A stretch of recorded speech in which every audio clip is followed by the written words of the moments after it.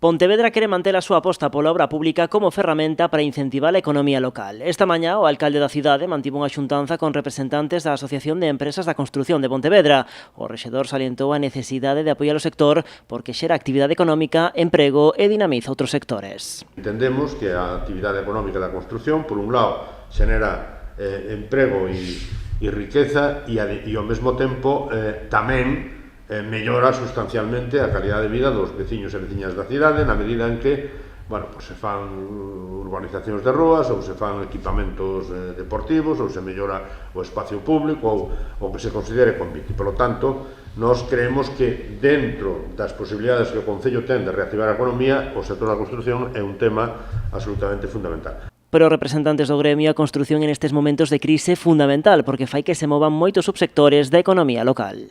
Lo que reivindicamos un poco que la construcción es más allá de lo que vemos todos los ciudadanos en la calle, que son las obras, sino que la construcción moviliza muchísimos otros sectores o subsectores que al final hace que la economía pues intentemos que vaya un poco mejor. Hemos sido uno de los sectores, no siendo fundamental como ha sido la sanidad y otros muchos sectores que sí nos han mantenido con la actividad.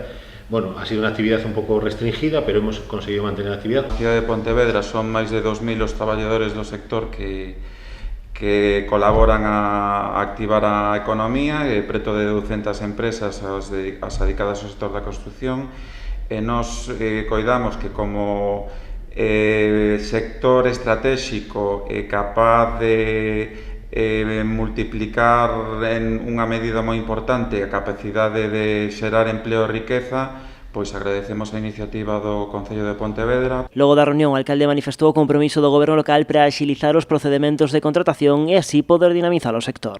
Recollemos propostas súas que van desde, en fin, a facilidade non, as facilidades todas e axilidade na tramitación, na contratación, etc. Incluso intentar mellorar tamén os pliegos de condicións para que se poida ter en conta pois, moitas cousas que poidan beneficiar as empresas por proximidade, por economía circular, por moitas razóns, porque conocen ademais tamén a propia cidade e porque están perto de nós e xeneran máis valor engadido, obviamente, ao ser empresas locais. Os representantes da Asociación de Empresas da Construción de Pontevedra comprometeronse tamén a seguir mantendo todas as medidas de seguridade implementadas xa para evitar posibles casos de coronavirus. De feito, pola de agora, entre os seus traballadores non se produciu ningún contaxio.